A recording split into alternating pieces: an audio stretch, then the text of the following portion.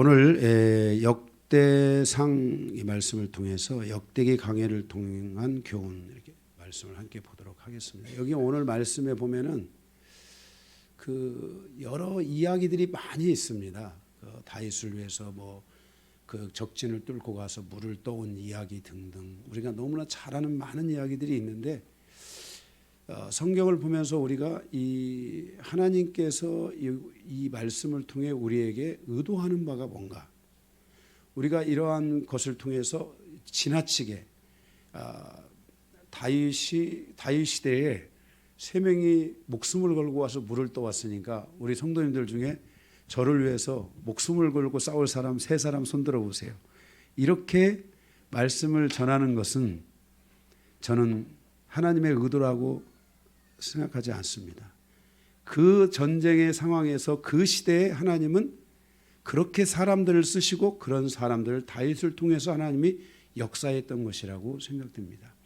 지금 제가 전쟁하는 시간도 아니고 저를 위해서 무슨 목숨을 걸고 세 사람이 가서 적진을 돌파해서 물을 떠와야 되는 그런 시대도 아니고, 우리가 그 말씀을 가지고 우리에게 필요한 대로 그저 우리 입맛에 맞게끔 적용하는 것보다는 성경은 가능하면 큰 그림 안에서 이렇게 통으로 성경을 보는 이런 관점들을 우리가 가질 때 그 말씀을 여러분들이 잘 정리만 할 수 있다면 그 말씀이 나에게 이정표가 되고 또 이 말씀이 나에게 큰 어떤 이 말씀의 진리의 어떤 그 틀이 돼서 여러분들이 이단에 빠지거나 또는 그 잘못된 말씀의 질서 안으로 흘러가거나 하나님의 말씀에 불순종하거나 하는 이런 일들이 생기지 않습니다.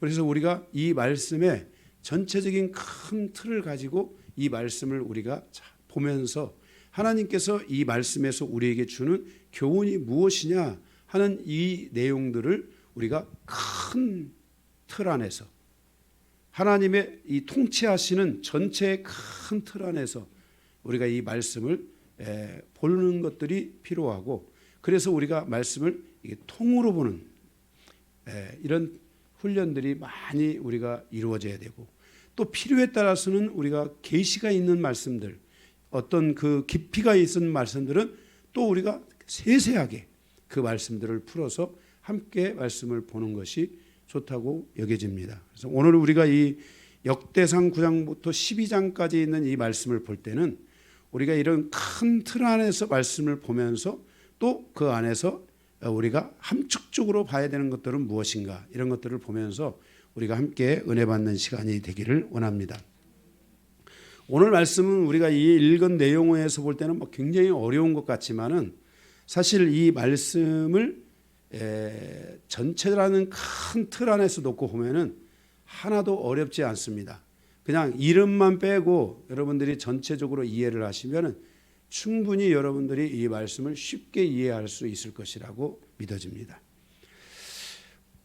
우리가 서론을 간단하게 보면, 우리가 지난주에 지난번 그 역대기 강해에서 베냐민 지파의 선택에 대한 이야기를 했었습니다. 우리는 인생을 살아가는 과정에 선택을 잘해야 됩니다. 선택을 잘해야 됩니다. 특별히 그 베냐민 지파는 하나님 앞에 실수하고 넘어져서 그 지파 자체가 전체가 다 소멸될 수 있는 그런 위기를 맞을 때도 있었습니다. 전체 지파 중에 600명인가만 남기고 나머지는 다 정말 하나님으로부터 심판을 받는 그런 위기의 시대가 많이 있었습니다. 그럼에도 불구하고 베냐민 지파가 살아남았어요. 그 위기 속에서도 베냐민 지파는 늘 살아났어요. 그것은 왜 그러냐면 결정적인 순간에는 늘 하나님의 뜻을 선택했고 하나님이 원하는 것을 선택했기 때문에 그래요. 우리가 하나님이 원하는 것을 선택하려면 내가 감각이 좋아야 되는 게 아니에요. 내가 뭔가 이 능력이 있어야 되는 게 아니에요. 하나님이 원하는 것을 선택하려면은 하나님의 말씀을 알아야 되고 하나님의 통치, 하나님의 뜻이 무엇인지를 알아야 돼요. 그래서 잘 못하다가도 결정적으로 하나님을 선택하는 사람, 하나님의 뜻을 선택하는 사람, 이런 우리가 늘 하나님의 뜻을 선택하고 사는 게 최고 좋은 거예요. 그런데 그러지 못할지라도 결정적인 순간에 하나님의 뜻을 선택하고 하나님을 붙잡을 줄 아는 그런 은혜와 믿음이 우리 성도들에게 있어야 될 줄로 믿습니다. 그 베냐민 지파는 바로 그렇게 살았던 거예요. 사사시대에는 지도자가 없고 위기에 몰렸을 때 왼손잡이 사사 에훗이 있었어요. 이 베냐민 지파예요. 왼손잡이라는 것은 그 당시에 바보 취급당하고 병신 취급당하고 능력이 없는 자예요. 그런데 그 능력이 없는 왼손잡이가 버림받았고 그렇게 불려졌던 그들 가운데 그 사사가 하나님의 뜻을 위해서 들고 일어난 거예요. 목숨을 걸고 생명을 걸고 일어나서 선두에 서서 이스라엘을 이끌었던 거예요.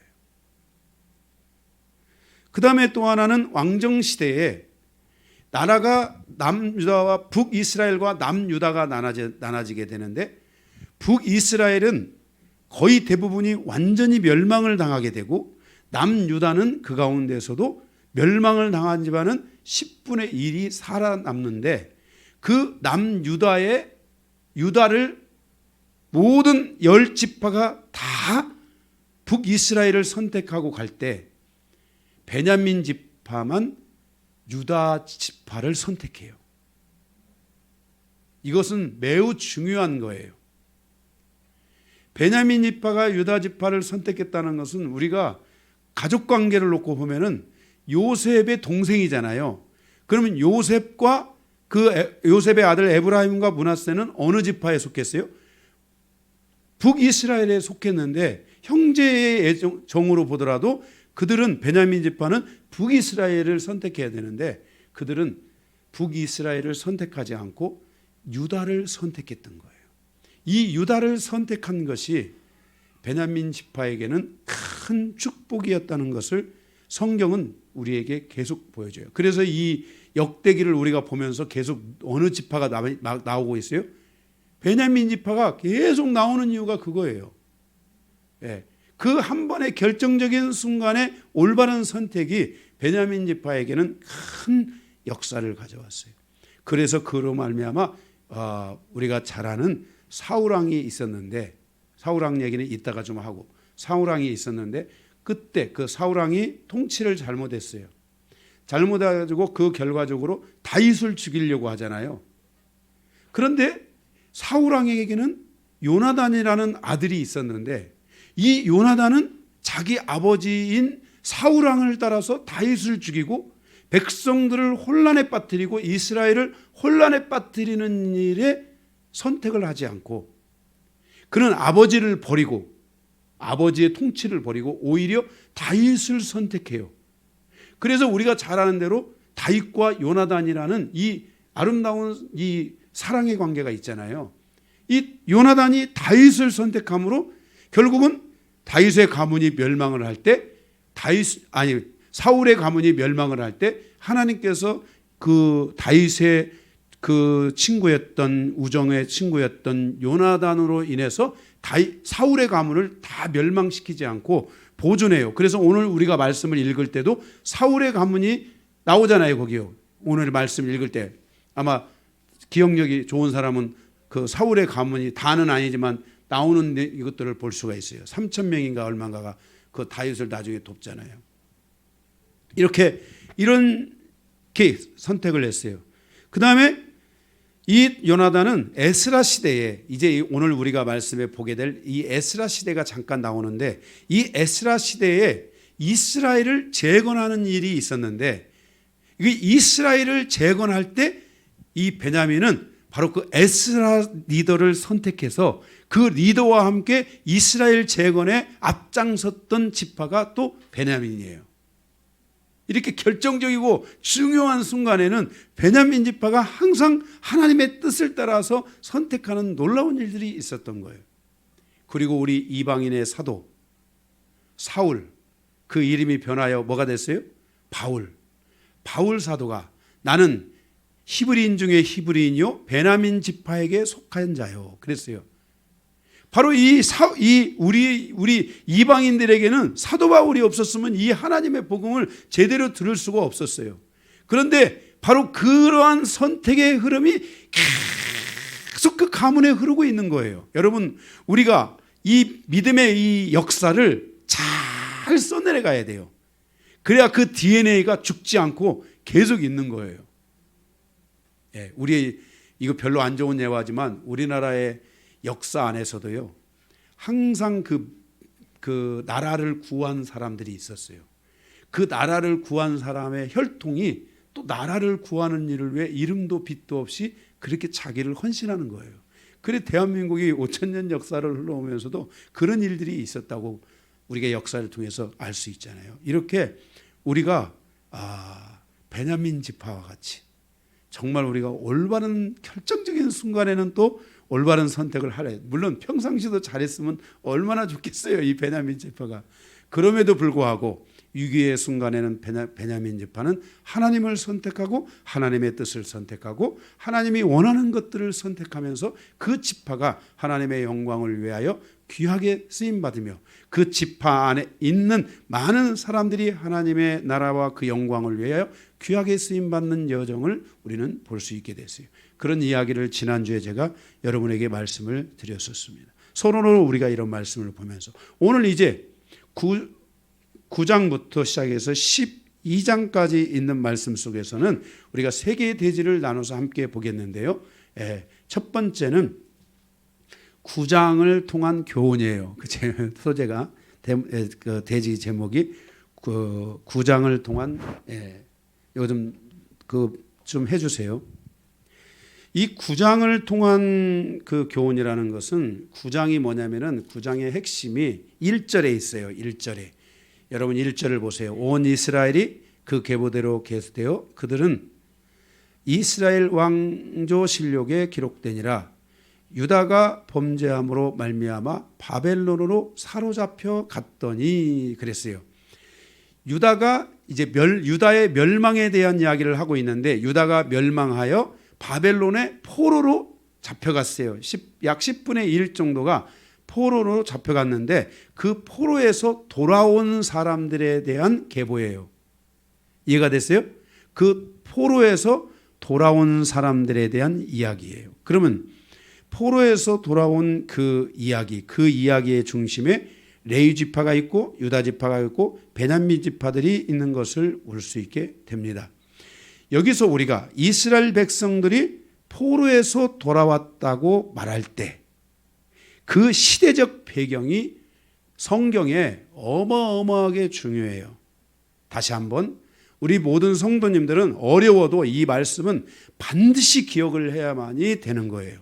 이게 왜 기억을 해야 되냐면은 포로에서 돌아왔다는 이 이야기는 종말론과 관계가 있어요. 여러분들이 종말론의 이단에 빠지거나 또는 잘못된 그 위험한 종말론에 빠지지 않기 위해서는 종말론에 대한 말씀을 여러분들이 잘 알아야 되는데 그 가운데 하나가 바로 이 포로에서 돌아왔다라는 이 이야기가 종말론에 있어서 엄청나게 중요한 이야기에 해당하는 거예요. 제가 여기 연대를 제가 좀 표시를 해놨는데요. 포로에서 이게 뭐야? 그게 있어요? 예. 이걸로 누르면 되는 거예요? 이렇게? 그러네 이거. 예, 이렇게 좋은 것이 있었군요. 네. 그러면 이제 제가 여기에서 다 나오죠 화면에. 이 포로에서 돌아왔다라는 것은 시대적으로 보면은 여기에서 남유다가 586년에 멸망을 하고 70년 동안 포로 생활을 하다가 포로에서 돌아온 시기가 여기 500년이 아니에요. 제가 520년이라고 해놨는데 여기 누가 잘못 표기했어요. 520년에 이스라엘 백성들이 포로에서 돌아옵니다. 뭐라고요? 520년 BC 520년에 이스라엘이 포로에서 돌아오는데 이때 선지자가 누구냐면 잘 보세요. 여기요. 이때 선지자가 스가랴 선지자, 학개 선지자예요. 학개서 알죠? 요즘 교회에서 뭐 성전 건축하려면 전부 학개를 가다가 학개 말씀을 가져오죠. 그게 성전 건축하라고 학개 말씀 주신 거 아니에요. 네. 근데 학개를 그렇게 많이 이용해요. 왜 그러냐면 학개를 모르니까. 학개를 몰라서 그런 거예요. 스가랴서의 말씀이 있어요. 그러면 오늘 이 말씀에 포로에서 돌아왔다라는 것은 우리에게 무엇을 의미하냐면 바벨론의 통치를 받던 이때 페르시아가 바벨론을 정복하고 다리오 왕에 의해서 메데파사라는 나라가 여기 이 정도까지 흘러갑니다. BC 약 300년 좀 전까지 이렇게 흘러갑니다. 페르시아 문명 알죠? 페르시아 문명이라고 들어보셨죠? 못 들었으면 여기서 들으시면 돼요. 네, 페르시아 문명이 그렇게 이어져 가게 되는 것입니다. 이스라엘 백성들이 바벨론 통치 후에 메데파사에 의해서 이제 다시 돌아오기 시작하는데 이때 여기가 조금 가면 다니엘이 여기가 있죠. 다니엘이 그 환상과 여러 가지 다니엘서에 보면은 70일에 이런 얘기들이 있잖아요. 그런데 그 70일에 대한 해석, 다니엘의 70일에 대한 해석을 스가랴 선지자가 스가랴서에서 해석을 해요. 해석을 하는데 뭐라고 해석을 하냐면은 하나님의 종말, 다니엘의 70일이라는 종말이 이루어지기 위해서는 스가랴 선지자가 예언하기를 세 가지를 예언해요. 하나는 성전이 건축돼야 된다. 예루살렘에. 두 번째로는 예루살렘에 도시와 성벽이 있어야 된다. 왜냐하면 도시와 성벽이 있어야 사람들을 지킬 거 아니에요. 백성들을 지켜줄 거 아니에요. 그렇게 되면 그 다음에 세 번째로는 백성이 돌아오게 될 것이다. 예루살렘으로 백성이 돌아오게 될 것이다 라는 예언을 스가랴 선지자가 예언을 해요. 그리고 스룹바벨이라는 총독이 있었는데 그 총독이 학개가 있던 스가랴가 있던 이 시대에 다리오 왕에게 찾아가서 우리에게 하나님 그 성전을 지어달라고 요청을 해요. 선지자들이 하나님의 말씀의 계시를 받고 그 계시를 따라서 성전을 지어달라고 요청을 하는데 그 성전을 지어달라는 말을 듣고 그것을 허락해요. 그래서 그 허락을 해서 BC 516년에 여러분들이 아는 분들은 알 거예요. 스룹바벨 총독의 이름을 따라서 스룹바벨 성전이 건축되는 거예요. 자, 이게 왜 종말론과 관계가 있냐? 잘 조금만 더 들으세요. 쉽게 이제 갑니다. 그래서 스룹바벨 성전이 완성이 됐는데 백성들에게 돌아오라고 하니까 돌아오지를 않아요. 이스라엘 백성은 성전이 지어지면 성전을 중심으로 돌아와야 되잖아요. 안 돌아오는 거예요. 왜냐하면 허벌판에다가 성전을 지어놨는데 살 수가 없는 거예요. 거기에서요. 이미 자기들은 그 땅에 다른 그 자기가 거주하는 그 땅에서 그 농사도 짓고 일도 하고 자기 가업을 이어가며 살고 있는데 어떻게든 살고 있는데 예루살렘으로 돌아오는데 예루살렘에 허벌판이라서 돌아올 수가 없는 거예요. 그래서 스가랴 선지자의 예언이 첫 번째는 됐어요. 스룹바벨 성전이 완성은 됐어요. 그런데 뭐가 안 됐어요? 성벽이 안 됐어요.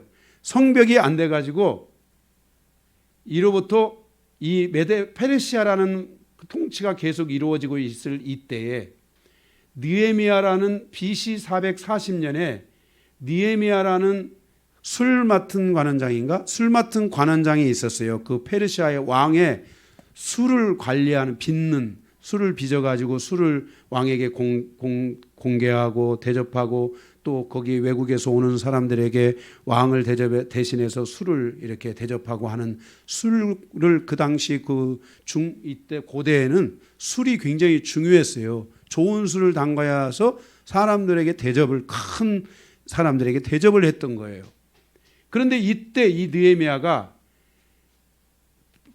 100년 전에, 이때부터 약 80년, 거의 80년 전에 성전이 다 완성이 됐는데도 얼마만 이게 계산해 보세요. 몇 년 전인가는 저 계산은 좀 정확하게 성전이 지어져 가지고 백성이 돌아와야만이 다 스가랴 선지자에게 예언한 다니엘의 70일회가 시작되는데, 다니엘의 70일회가 시작되면은 71회가 될 때 예수님이 오시는 거예요. 종말이 오는 거예요. 그들이 그토록 기다리던 하나님의 나라가 임하는 거예요. 그 하나님의 나라가 임하기를 위해서 계속 그렇게 기도를 하고, 계속 그들은 이 포로 생활에서 끝나고 이제는 하나님의 백성으로서 하나님의 통치를 받는 그러한 백성으로, 나라로 살아가기를 원하는데 그때가 안 이루어지고 있던 거예요. 그런 가운데 에레미야가 바로 그 스룹바벨이 서 있는 예루살렘 주변에 성벽을 쌓을 것을 그 왕에게 요청을 해요. 페르시아 왕에게. 그래서 그 페르시아 왕이 그것을 허락을 해가지고 이 느헤미야가 가서 BC 440년에 성벽 쌓는 것을 다 완성을 해요. 그리고 나서 두 번째, 성벽 쌓는 것과 마을을 세우는 일이, 집을 세우는 일들이 완성되자 세 번째, 이때 비로소 느헤미야 시대, 느헤미야가 있었던 BC 440년에 이르러서 드디어 이스라엘 백성들이 그 예루살렘으로 이제는 대부분 돌아오기 시작해요. 그래서 그들이 정착해서 살기 시작하면서 그들을 통치하며 그들을 중심으로 새로운 이스라엘의 역사를 시작한 사람이 바로 에스라, 느헤미야, 에스더 중에 누구? 에스더는 왕인비잖아요. 그 이야기의 그 이스라엘을 구원한 왕비의 한 이야기고 똑같은 시대예요. 그리고 거기에 지도자, 리더, 바로 그 리더로 이때 이 BC 440년에 이때 이 리더로 세워지는 사람이 바로 에스라예요. 에스라의 바로 이제 성경 운동, 하나님 말씀 운동이 드디어 시작된 때가 바로 에스라에 의해서 시작되는 거예요. 우리 이제 교회에서 지금 제가 요거 역대상하를 끝내면은 에스라, 느헤미야, 에스더도 아주 다 강의를 하려고 하고 있어요. 이해가 되셨어요? 그래서 이때 이제 비로소 뭐가 이 스가랴가 예언한 대로, 학개 선지자가 예언한 대로 성전이 지어지고, 스가랴 선지자가 예언한 대로 이때 뭐가 지어졌어요? 성곽과, 성을 지키는 성곽과 그 다음에 마을이 만들어졌고, 사람들이 이제 많은 사람들이 이때 이제 돌아온 거예요. 그래서 이때부터 BC 440년부터 스가랴가 예언한 대로, 다니엘서에서 예언하고 있는 대로, 스가랴서에서 예언하고 있는 대로 바로 이때부터 시작해서 다니엘의 70일회가 시작되는 거예요. 성경은 하나님의 나라로부터 시작해서 하나님의 나라가 마지막 임하는 데까지 가는 여정을 우리에게 말씀하고 있는 게 성경이에요. 무슨 말인지 알겠어요? 우리 성도들도 이 땅에 태어나서 내가 우상을 섬기고 다른 신을 섬기고 다른 것을 믿다가 여러분들이 하나님을 믿고 신앙생활을 하게 되고 이제는 예수 그리스도를 믿고 여러분이 하나님 나라의 소망을 삼고 가는 여정이잖아요, 우리가. 그렇죠? 그래서 여러분이 이 여정에 내가 어디쯤 와 있는가를 알아야 돼요. 그래야 내가 죽어도, 내가 오늘 살다가, 내가 그동안 살다가 오늘을 죽어도 그 하나님의 나라를 바라보면서 죽는 거예요, 우리 인생이. 그래서 이때부터 다니엘의 70일회가 시작돼 가지고 이때부터 77은 49, 490년을 계산을 하니까, 이때부터 해서 490년을 계산을 하니까 이때로 오면은 예수 그리스도가 오시는 그때까지가, 예수 그리스도가 십자가에서 죽으시기 전, 십자가에서 죽으시기 전까지 69일에가 끝난 거예요. 이해가 되셨어요? 69일에가 끝났어요. 그럼 몇 일에 남았어요? 한 일에가 몇 년이에요? 7년 남은 거예요. 그런데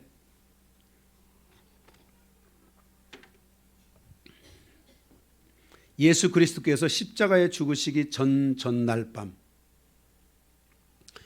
밤인가 전전날 밤인가 제가 누가복음 강의를 하면서 그랬어요. 내가 이제 이 죽음으로, 내가 이제 이 십자가를 짐으로 이제는 마지막 70일에가 되는 종말의 시간이 오게 되면은 7년이 지나면 예수 그리스도가 와야 돼요. 이해가 되셨습니까? 예수 그리스도가 오시는데, 그래서 제자들은 다 예수님이 올 걸로 알았어요. 그런데 예수님이 뭐라고 말씀하시냐면, 이때 돌아가시기 전에 69일에는 다 끝났다. 근데 이제 마지막 한 일회를 남겨놓고 뭐라고 말씀하셨냐면은, 유대인의 충만한 수와 이방인의 충만한 수가 돌아오고 난 다음에 마지막 한 일회가 있을 것이다 라고 한 것이 종말이에요. 그러니까 우리는 이미 다니엘이 예언하고 스가랴가 예언하고 했던, 성경이 예언했던 69일에는 다 갔어요. 그러니까 무슨 뭐에 의해서 70일을 계산해 가지고 이때 1980 몇 년도에 몇 월을 맺었던 날이 70일에다. 그래서 예수님이 오신다. 이런 건 전부 다 가짜야. 이것을 시한부 종말론, 위험한 종말론이야. 누가 숫자를 계산을 해가지고, 숫자는 이제 있어 없어? 숫자는 있어 없어? 날짜는 있어 없어? 크게 얘기해 보세요. 반응이라도 크게 해봐. 모르면 있어 없어 그러면 일단 없는 거잖아. 자, 종말의 시간은 있어 없어? 종말의 날짜는 있어요 없어요? 종말의 연대는 있어요 없어요? 그러면 종말은 뭐만 남았어요? 유대인의 충만한 수와 이방인의 충만한 수만 남은 거예요. 그래서 시간을 계산해서 언제 몇 월 며칠 날 예수님이 바로 이때가 70일에다. 그래서 이제 예수님이 69일에다. 그러니 예수님이 이제 언제 오신다. 이런 것들은 전부 다 날짜 오고 뭐 연대 오고 무슨 이런 건 전부 다 가짜야. 이런 것들 때문에 몰명교가 생겨나고 여호와 증인이 생겨나고 다미친 선교회가 생겨나고 이런 것 때문에 다 종말론에 잘못된 종말론이 생겨나가지고 다 어디를 가냐면 땅 파고 들어가서 가고 건물 지어서 산속으로 들어가고 이렇게 해서 다 문제가 된 거야. 뭔 말인지 알겠어요? 예, 여러분들이 종말론에 대한 시점을 분명하게 아시고 이제 언제 무슨 뭐 제가 교제하시는 또 목사님 가운데도 그걸 하시는 분이 있어요. 유대인의 날짜를 계산을 해가지고 내년이다 뭐나 해가지고 막 그걸 하면서 지금은 우리는 내년이다 내후년이다가 아니야. 이방인들이 믿음 안에 충만한 사람들이 하나님이 원하는 믿음의 사람들이 세워지고 있는가? 지금 유대인들이 율법을 믿잖아요. 유대인들이 예수 그리스도를 믿고 성령 안에서 거듭나서 그들이 회개하면서 예수님 앞에 돌아오는 광경이 있나 없나? 예수의 이름을 부르며 노래하며 춤추며 오는 일이 있다고 누가복음에 말씀했잖아요. 그들이 그렇게 유대인들이 돌아오나 안 돌아오나 이거 봐야 되는 거야. 이거 봐야 되지 몇 월 며칠 이런 거 아니야. 무슨 저기 뭐 하늘에서 뭐 파란 뭐 블루문 뭐 해가지고 뭐 그것이 뭐 만나고 그러면 뭐가 뭐 종말이 오고 전부 다 이런 것들을 다 이거 보면 안 돼. 뭐 보라고요? 유대인이 변화되나 안 변화되나? 믿음 안에서, 율법 안에서가 아니라 믿음 안에서, 예수 그리스도 안에서 변화되나 안 변화되나? 만약에 유대인들이 지금 집단적으로 변해가지고 예수 그리스도를 믿고 회개하고 눈물을 흘리면서 성령 안에서 막 춤을 추면서 하나님이 오시기를 기다리라고 바라고 소망하며 이렇게 온다면 여러분들은 종말인 걸로 알아야 돼. 무슨 말인지 알겠어요? 종말에는 중요한 핵심 몇 가지가 있지만은 그 중에 하나야. 오늘 그 역대상은 여러분들이 이 역대상을 지금 보면은 다시 지금 역대상 9장을 끝나고 나면 10장부터는 다시 또 사울과 다윗의 시대로 또 간단 말이에요. 그러니까 지금 뭐예요? 9장은 무엇을 말하냐면은 구약의 고대 시대로 가기 전에 마지막 지금 이 중요한 그 우리에게 메시지를 주고 있는 거야. 9장은. 그 중요한 메시지가 뭐냐? 이스라엘이 포로에서 돌아왔다. 포로에서 돌아와서 뭘 해야 된다? 어디로 돌아와야 된다? 예루살렘으로 돌아와야 되는데 예루살렘에 돌아오면은 뭐가 세 가지가 돌아와야 된다. 뭐가? 성전과 마을과 그 집과 성벽과 그 다음에 사람이 돌아와야 된다. 그러면 마지막 세 번째 사람이 돌아와야 되는데 아직도 유대인의 충만한 수가 돌아오지를 않았어. 시작은 됐는데 시작은 됐죠. 시작은 됐는데 완전히 아직 완성이 아직 안 된 거야. 사람이 지금 제가 예루살렘 그 성지에 가보면 제가 성지에 가봤어요. 정말 좀 더 빨리 갔어야 되는데 정말 늦게 갔어요. 갔는데 제가 가서 보니까 그곳에 다 이제 다 모든 상황들이 다 돼 있는 것 같은데 아직도 여전히 하나님께서 성경에서 말씀하고 있는 것들이 충만하게 이루어지지 않았어. 그 중에 하나가 뭐냐면은 유대인들이 아직 예루살렘으로 다 돌아오지 않았어요. 예, 많은 사람이 더 돌아와야 돼요. 믿음의 사람들이.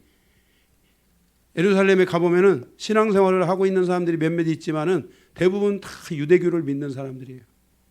율법에 빠져 있고 시오니즘에 빠져 있어요. 시오니즘, 민족주의에 빠져 있는 거예요. 그런데 여기서 이제 뭐예요?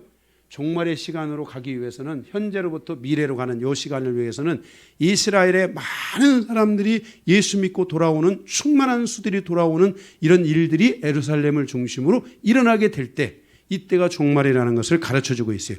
바로 오늘 이 9장은 역대상 9장은 이스라엘이 포로에서 돌아왔다 하는 그 말씀 안에 바로 이 내용이 들어있다는 것을 왜? 스가랴 선지자, 학개 선지자, 느헤미야 선지자 이런 많은 구약의 선지자들이 그 외에도 하박국, 말라기 이런 선지자들이 이러한 시대, 예수 종말로 가는 이러한 시대에 대한 것들을 다 예언하고 있어요. 이해가 되십니까?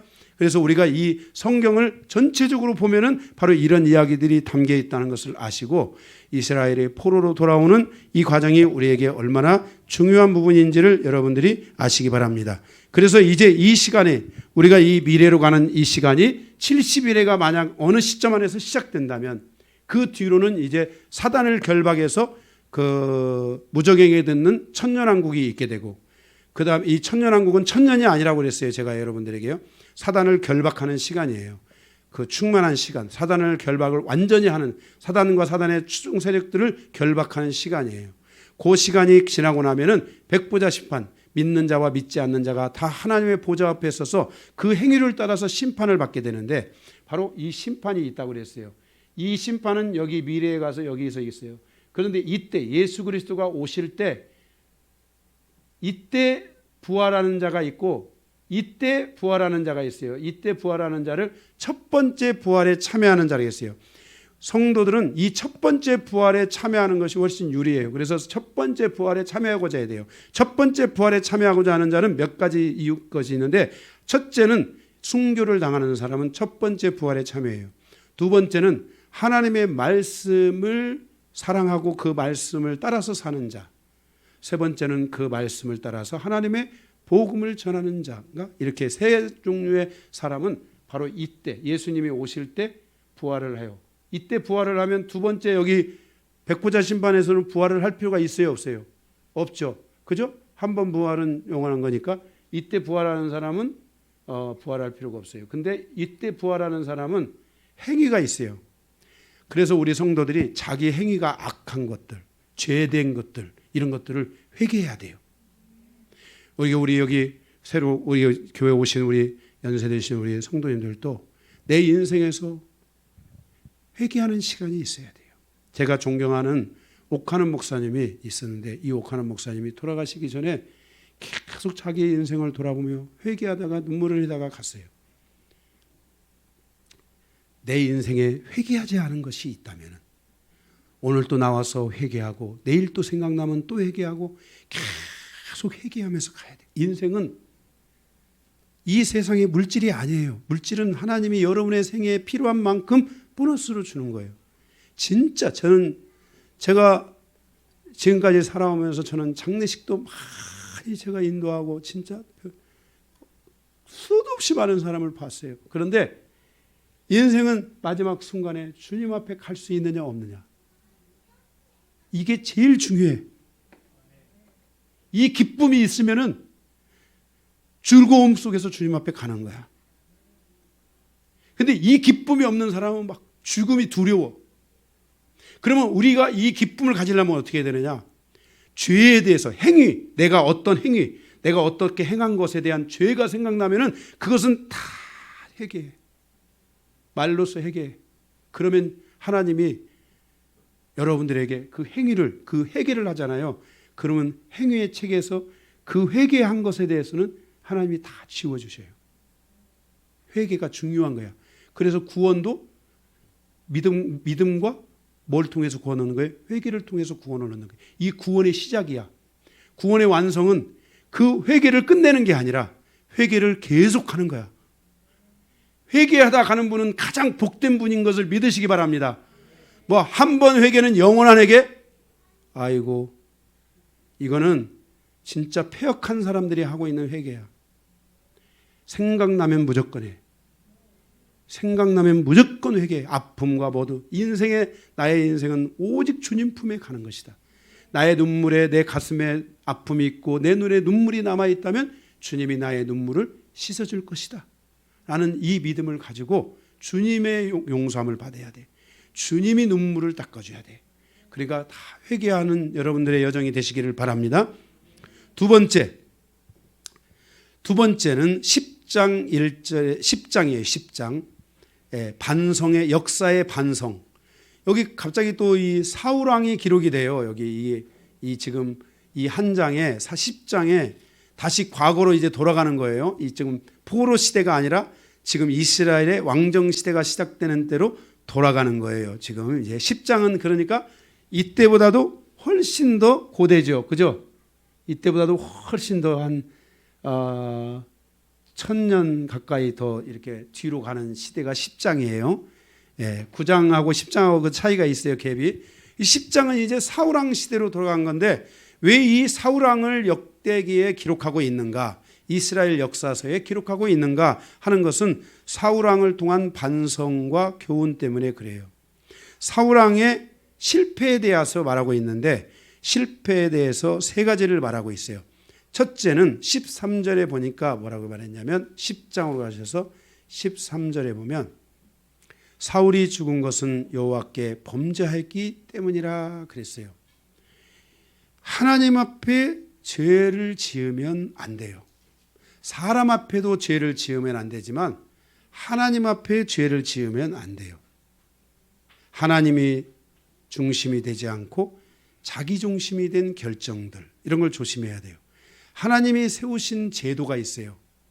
그 하나님이 세우신 제도를 무시하고 하나님의 뜻을 버리는 것은 하나님 앞에 범죄하는 행위예요. 구약에 보면 제사제도에는 하나님 앞에 죄를 지은 것에 대한 제사와 사람들 앞에 죄를 지은 것에 대한 제사가 있어요. 따로따로예요. 따로따로예요. 그러니까 우리는 사람에게도 죄를 지으면 안 되지만 하나님 앞에 죄를 짓는 자가 되면 안 돼요. 하나님은 그랬잖아요. 만홀이 여김을 받지 않는다. 누구에게도 하나님은 미혹되지 않으세요. 하나님은 전지전능하신 분이라 다 아세요. 그래서 우리가 하나님 앞에 죄 짓는 것을 조심해야 돼요. 이 사울은 사울 시대, 사울의 실패의 첫 번째 원인은 그는 하나님 앞에 죄를 지었던 것이에요. 그런데 사울이 그 하나님 앞에 죄를 짓고 회개하고 돌아왔어요? 안 돌아왔어요? 안 돌아온 거예요. 안 돌아왔어요.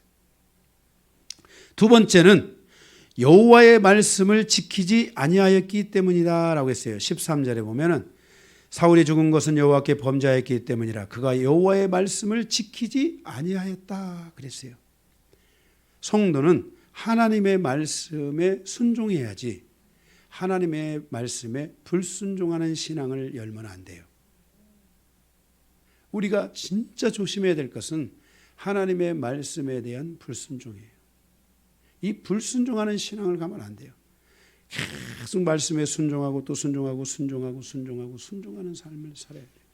많은 사람들이 하나님 말씀에 자기가 순종한다고 생각할지 모르지만 자기가 얼마나 하나님의 말씀에 순종하고 있는지를 잘 돌아봐야 돼요. 우리 인생사의 여정, 가정사의 여정 안에 하나님의 말씀에 순종만 해도 여러분의 가정사는 성공할 겁니다. 여러분의 인생사도 성공할 거예요. 제가 약속할게요. 성공할 거예요. 그런데 하나님의 말씀에 자꾸 불순종하면요, 하나님의 하늘의 문이 닫혀요. 제가 주일날 하늘 문이 열린다고 했어요. 하늘의 문이 닫히면 안 돼요. 여러분 보세요. 땅에서 묶여도 풀기가 어려운데 하늘에서 묶이면 어떻게 풀 거야? 하늘은 묶이면 하늘에서 묶이면 안 돼. 마귀 사탄과 사탄의 추종자들만 하늘에서 묶이는 거야. 하늘은 묶이는 게 아니라 하늘은 우리를 향하여 열려야 돼요. 오픈돼야 돼요. 열려야 돼요. 여러분, 하늘이 열리기를 위해서 기도하세요. 그래서 여러분들이 하나님의 말씀에 불순종하지 마시고 하나님의 말씀에 순종해야 돼요. 선지자와 제사장들을 통해서 주시는 교훈을 멸시하면 안 돼요. 여러분, 우리가 하나님의 말씀은 텍스트 1이에요. 이거 어려운 단어입니다. 텍스트 1. 첫 번째 거예요. 그런데 이 말씀을 여러분들이 다 모를 수 있어요. 그래서 주의 종을 통해서 하나님이 텍스트 2, 바로 뭐예요? 해설된 말씀을 주시는 거예요. 성경도 사복음서는 텍스트 1, 예수님이 말씀하신 거야. 사도 바울의 서신은 텍스트 2야. 예수님이 말씀하신 것을 토대로 사도 바울이 거기에 해석을 해서 말씀을 한 거야. 그런데 사도 바울을 통해서 준 서신들 중요해 안 중요해요? 중요하죠. 그것보다 더 중요한 것은 사복음서가 더 중요한 거예요. 사복음서가. 말씀은 복음서가 굉장히 중요한 거예요. 그래서 우리가 복음서를 해석을 잘해야 돼요. 제가 누가복음서를 통해서 복음서 제가 말씀을 전했기 때문에 저를 통해서 만약에 복음서를 주셨다. 그러면 저를 통해서 복음서가 해석이 되잖아요. 그러니까 여러분들이 그 복음서, 저를 통해서 주시는 말씀을 통해 해석의 기초를 삼아야 돼요. 그리고 여러분들이 더 성장한다면은 여러분들이 복음서를 스스로 보고도 그것을 해석하고 그것을 묵상하고 그 속에서 주시는 하나님의 말씀의 의도를 알 수 있으면 더 좋겠죠. 아멘. 그래서 여러분들이 하나님의 말씀을 지키고 그 지키는 일을 위해서 말씀에 불순종하는 게 아니라 순종해야 되는 거예요. 이 사울왕은 사무엘 선지자가 가서 말을 했는데도 안 들어. 불순종해. 하나님의 뜻을 전했는데도 불순종해.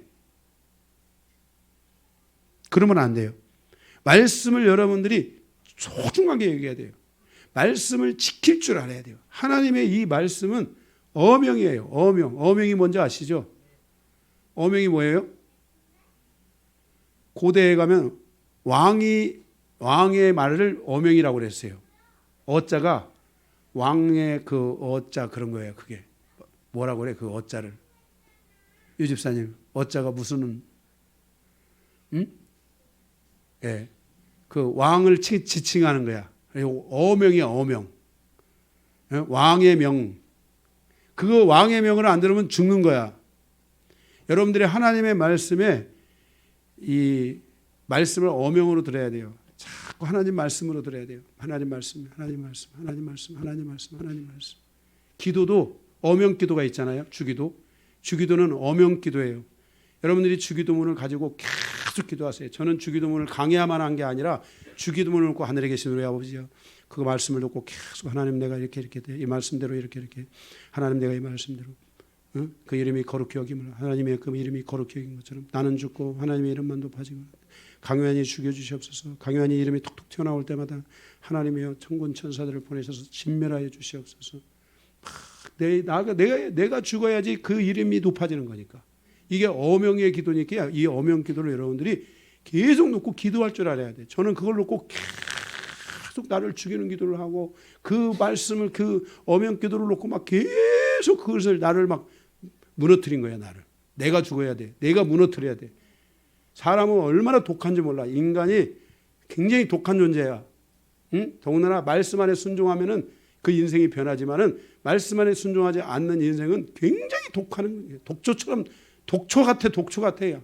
금방 잘한다고 하고도 그냥 금방 또 잘못하고 독초 같대 막. 그래서 죽여야 돼. 내가 죽어야 돼. 나가 한 번은 죽어야 돼. 한 번은 최소한 한 번은 내가 죽어야 돼. 그래야지 새로운 내가 탄생하는 거야. 그래서 말씀에 여러분들이 잘 순종하시기 바랍니다. 세 번째로는 이 사울왕에게 가장 결정타, 마지막 세 번째로는 뭐냐면은 신접한 무당에게 가르침을 받았어요. 거기 보면은 13절에 사울이 죽은 것은 여호와께 범죄하였기 때문이라 그가 여호와의 말씀을 지키지 아니하고 또 신접한 자에게 가르침을 청하여 그랬어요. 신접한 자에게 가르침을 받은 거야. 무당에게 가르침을 받은 거야. 그래서 그는 하나님께 묻지 않고 무당에게 물었고 무당의 가르침을 따라갔어요. 그것은 자기가 통치하는 시대에 어둠을 여는 거예요. 무당에게 가르침을 받는 것은 어둠을 여는 거야. 우리 인생에서 어둠을 물러내야 돼. 우리 인생에서 어둠을 뽑아내야 돼. 어둠을 다 빛으로, 생명의 빛, 예수의 빛으로 어둠을 다 몰아내야 되는데 어둠을 열어주면 안 돼. 어둠을 열어주면 안 돼. 귀신의 가르침을 받는 거야.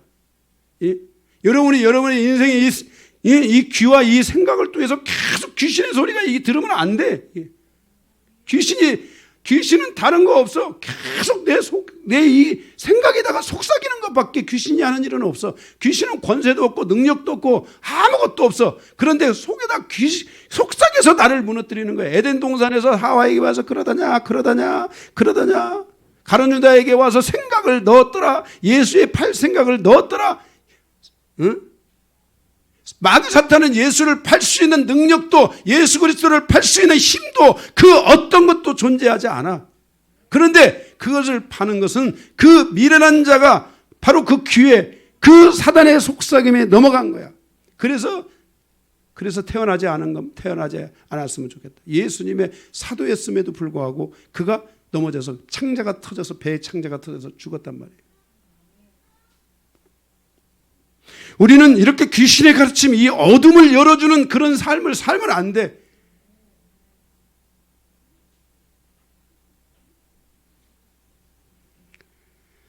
지금 한국도 문제가 많이 되고 있어요. 제가 이 1988년 88 올림픽 때인가 이때 우리나라의 무당의 수가 많으면 20만 개, 10만 개 정도밖에 안 됐어요.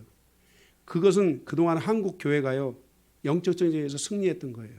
다 여기 우리 성도들 다 아시죠? 제가 우리 교회 주변에 5개의 무당들이 있었는데 제가 기도해서 다 떠나갔잖아요. 용화 무당을 다 떠나갔어요. 거기 다른데 그 깃발 세우는 거기도 그 하나님이 기도하라서 기도했더니 거기도 떠나갔어요. 그런데 100만 개가 넘었어요. 그때 올림픽을. 지금은 제가 볼 때 300만 개, 500만 개 어마어마하게 지금 이 무당들이 와요. 그러면 무당들이 이렇게 많아진다는 것은 무슨 말이에요? 사람들이 무당에게 가서 물어요. 무당에게 가서 물어요. 이거는 어둠을 열어주는 거예요. 어둠을 열면 안 돼요. 여러분 무당들은요 동쪽으로 가라겠다가 내년에는 서쪽으로 갔다가 내년에는 남쪽으로 갔다가 내년에는 그 다음에 북쪽으로 갔다가 우리를 뺑뺑뺑뺑 돌리는 게 무당이에요. 응? 여기 응? 내가 누구라고 얘기 안 하겠지만은 무당이 이혼하라고 부인 때문에 안 된다고 이혼하라고. 그런데 저 만나서 이혼 안 했어요. 그런데 지금 그 부인 때문에 그 남편 먹고 살고 있어요. 응? 자기 부인이 아니었으면 누가 그 사람을 거뒀겠어요. 그때 무당 말 듣고 어둠을 열어서 이혼을 했으면 그 사람은 지금 쪽박이 아니라 쪽박 10개, 20개, 100개 차고 있을 거예요. 지금. 내가 그분에 대해서 무시하는 게 아니에요. 그분이 기도하라는 거야. 그분의 인생의 여정이 닫혀 있어요. 그래서 기도하라는 거예요. 하나님 앞에. 풀어달라고. 풀어야지 인생에. 내가 풀어야 내 자녀도 풀리고 내 손주도 풀리고 다음 세대가 풀려서 천대까지도 복을 주신다고 했잖아. 하나님께서. 그런데 이 사울왕을 통해서 바로 이 어둠의 세계가 이스라엘에 열리는 것 같았어요. 그런데 여러분, 그때 그 고통스러운 환경에서 바로 다윗 시대가 열리면서 그런 것들을 다 진멸한 거야. 여기 이 말씀, 사울왕이 실패했던 것들을 다윗왕이 다 완성시키고 바로 하나님이 원하는 다윗의 시대를 열었던 거예요. 성도들은 인생사와 가정사의 여정 가운데 어둠을 열어주는 신앙이 되면 안 돼요. 이런 것들을 가볍게 보면 안 돼요. 이런 것들을 두려워할 줄 알아야 돼요. 어둠을 여는 것들을 두려워할 줄 알아야 돼요. 귀신을 여는 것들을 두려워할 줄 알아야 돼요. 이것이 우리의 가정사를 묶고 우리의 인생사를 묶고 더 나아가서 우리의 민족사를 묶을 수 있다는 걸 알아야 돼요. 이런 것들을 열어주면 멸망이 올 수 있다는 것을 알아야 돼요. 하나님께서 지난 열왕기 상하의 강해를 통해 우리에게 말씀하신 것은 바로 우상을 열고 우상에 묻혔던 시대를 하나님이 징벌하시고 그들을 벌주시고 우상으로부터 돌이킨 시대에 대하여 하나님이 긍휼을 베푸시는 것을 우리는 지난 열왕기 상하를 통해 말씀을 들었어요.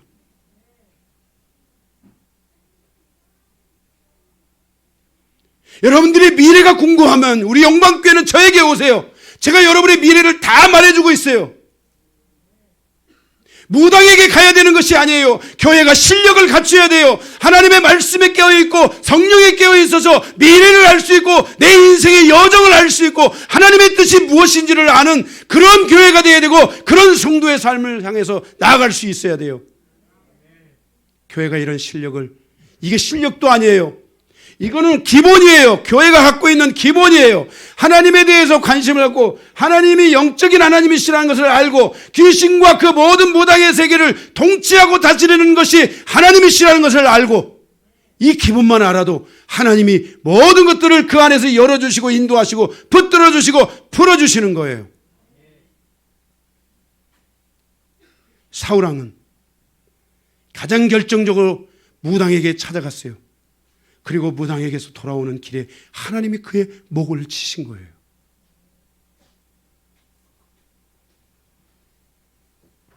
사랑하는 성도 여러분, 이런 것들을 우리는 두려워해야 됩니다. 어둠이 우리 가정에 열리는 것들, 어둠이 우리 안에 오는 것들을 여러분들이 두려워할 줄 알아야 돼요. 무서워할 줄 알아야 돼요. 이것은 우리의 인생사의 여정에 묶임으로 다가와서 한 번 이 묶임에 들어가면 내 팔이 잘리든지 내 목숨을 뺏어가든지 마귀는 나를 놓지 않는다는 사실을 기억해야 돼요. 여러분은 다윗 시대와 같이 하나님의 말씀을 사랑하는 성도 되시기 바랍니다. 마지막 세 번째, 다윗 시대가 열리다. 11장에서부터 계속되는데요. 오늘은 12장까지 11장 12장만 우리가 보게 되는데요. 이 다윗 시대는 베냐민 지파에서 다윗을 도운 용사들이 나오고요. 갓 지파에서 다윗을 도운 용사들이 나오고요. 베냐민과 유다에서 다윗을 도운 용사들이 나오고요. 므낫세 지파에서 다윗을 도운 용사들이 나오고 그 외에도 다윗과 함께했던 군사들이 나오는데 이 다윗과 함께했던 군사들은 아둘람 굴에서 상처받고 아프고 빚지고 고난받고 고통이 있었던 이들이 다윗을 만나면서 말씀 안에 변화됐어요.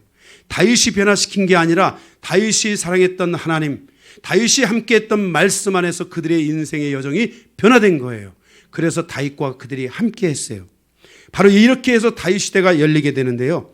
다윗 시대의 서막을 통해 교훈하고 있는 것은 한마디로 서로가 서로를 돕고 서로가 서로를 믿고 서로가 서로를 사랑하고 서로가 서로를 위해 기도해주고 서로가 서로를 세워가는 여정이었다는 것이에요.